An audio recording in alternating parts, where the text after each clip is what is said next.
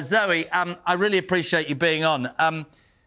Sunak suggested that he could deliver on his pledge to stop the boats by the next election. I don't believe anybody can do it with the current situation. What are your thoughts?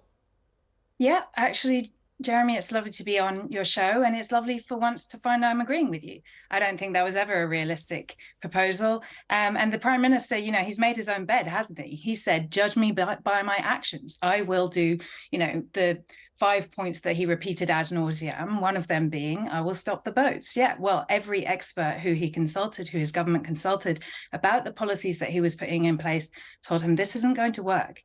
And lo and behold, it isn't working. Actually, this approach is never going to work. And it's because it's the same approach that we've been using for several decades now, as long as I've been alive, at least. I'm not sure how long you've been alive. Well, don't say that. Many decades. That's a bit harsh, isn't it? As I approach 60. I've been alive a few decades too. And during all that time, we have been enacting deals with other countries, whether that's France, the whole of Europe, or countries across Africa and the Middle East, to send people back, to lock people up, to patrol beaches, to build fences. It's never worked. It's cost us billions, unthinkable billions. We sent £480 million to the French just, 3 months ago, was it? And what's resulted in that?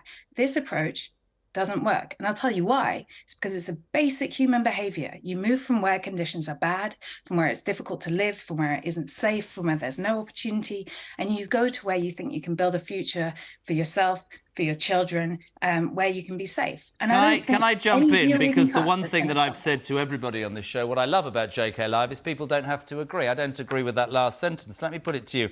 It's bad and difficult to live, France. So what are you saying? We should take them all in the United Kingdom? Are you saying France should take them all? The ones that want to come here, the ones that have family members? But they all want to come here because we're the softest nation, Zoe, aren't we? Zoe, a serious question.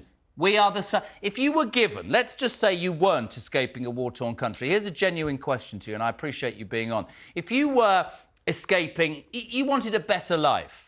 Why could you not achieve that in France? Why is it always the United Kingdom? Why, if you're in Calais, you're in a tent, but in the United Kingdom, you're in a hotel? You've got to understand, I don't disagree that people have different opinions. What I'm trying to get through to you is this. This really, really annoys British people in their millions, by the way. It really does. It annoys me too, Jeremy. It does. And since you asked me an honest question, let me give you an honest answer. You know this as well as I do.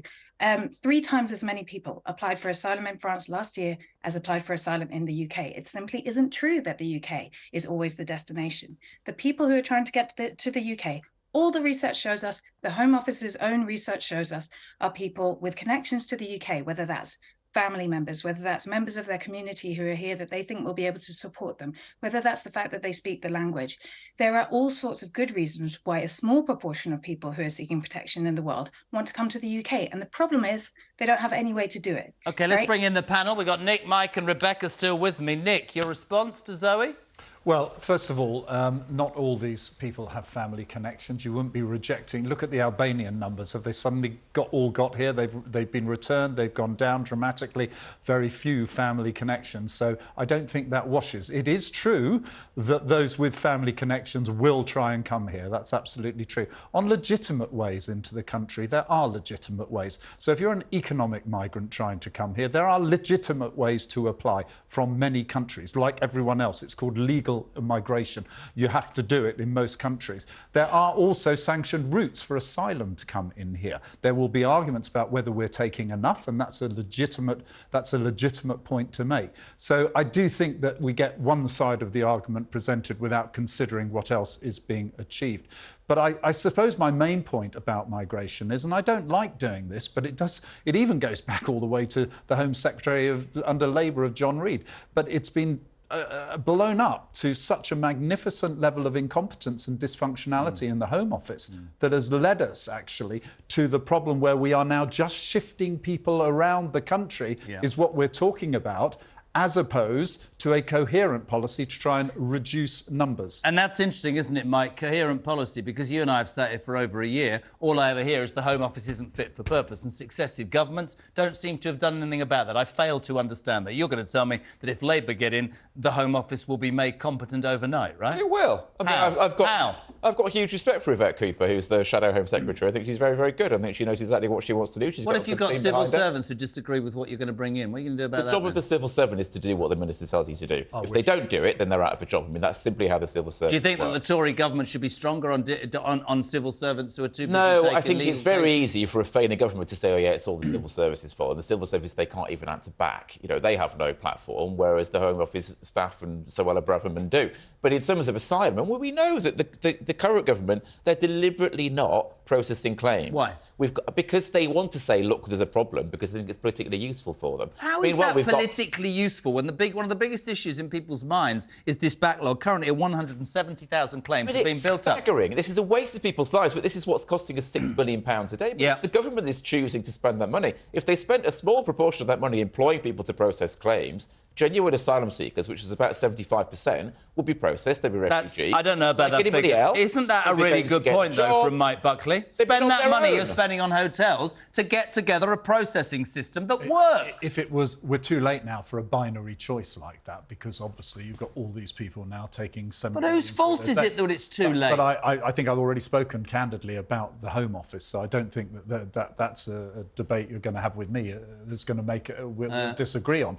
But look, you know, please, let's have some clarity. Mike, with the confidence of a future Labour candidate, is going to say the Home Office will be brilliant under Labour. But let's be clear, they had huge waiting lists in 2010. There was a backlog in my own constituency office of 1,000 plus in one constituency.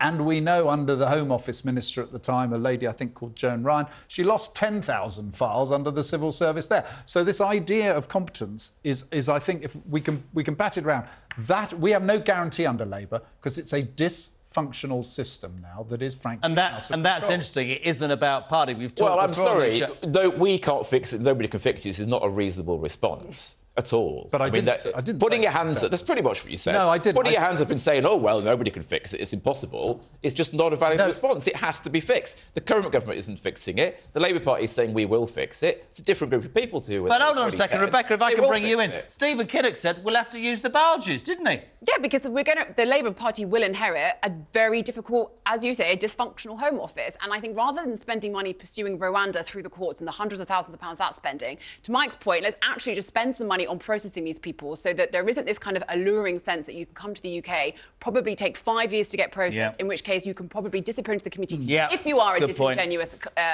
claimant.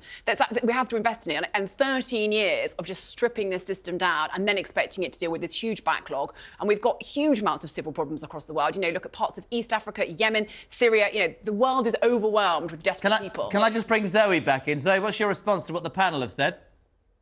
Oh, they said so many interesting things. I would like to come back on the question of the one who said that there were safe routes available and that we could have a discussion about whether they were enough. The number of people who've been able to benefit from a safe route to the UK from Afghanistan is 54.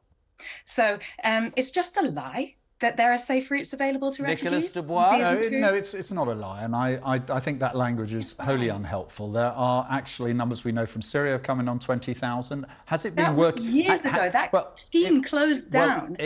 More than 7 years ago. Okay, We're still living in the past. There's no way for a Syrian to come here today. No way at all. No, there are routes to get in this country, as I have said. The fact that they may be... Okay. And we're swallowing this lie to justify the fact that, as the other panellists Well, I wish I could get a we're line in for you to swallow. Millions and millions of pounds on a failed system. Let Nick speak, Zoe. Let him speak, if that's OK. Go on, Nick. So it's been acknowledged by parliamentary select committees that there are routes to come in here. There is a huge debate as whether those routes are working or not. You've even got critics... Can you tell me one of the routes that's operational now? Let him speak. That's it. One route. Right, OK, fine. There are routes that were put in front of the Parliamentary Select Committee, and I hope you can go and give evidence to them and put your point of view over, because I would suggest that you are wrong and you are exaggerating as well. So perhaps we can agree on that. Good. We asked a poll if Sunak fails on his pledge to stop the boats by the next election, would you still vote Tory? Yes, 16%. Watch the smiles on the left, so to speak. No, 84% from Jojo. If anyone thinks that the top two parties are going to do anything about the boats, they're living a lie. That's interesting. Michelle, the alternative Labour is scary to me. Lorraine, makes no difference, Conservative or Labour, Brexit or no Brexit. they will keep still coming. Tim, the only tactic they will implement to stop the boats is to open other routes legally. They have no intention of even slowing it down. Can I just finish briefly with all of you? Is this ever going to get better until we sort out the processing system, sort out the Home Office and toughen up our laws? Yes or no? Yes, it will, but we just need to do that. And also we need to try and invest more in the countries around the world that people are fleeing because it's so desperate. Because I think if we could stem some of these problems... Calais. Come on. Syria, Yemen, Sudan. Do you know, one thing I will say, I actually heard a Conservative, I can't remember which one, sadly, and I wish I could, talking about this the other day, made a very sensible point. Good God. Made the point that if we actually spent money and invested in the countries these people are coming from to make their lives better there, they wouldn't need to move. Essentially, he didn't realise he was making the case for development spending. Yeah. He was making the case to put that back up to 0.7%. The current government put it down to 0.5%. It's the right thing to do. Yeah. 10 seconds, Nick. And I've been arguing that case about international aid, but no one else is matching what we've done. Few have, therefore we're not going to do it on our own. The answer is, as Rebecca suggested, was stop the allure of coming here. Get the flights going. Show there is no legal way. Listen to all of you. I've got to move on. Zoe Gardner, thank you very much indeed.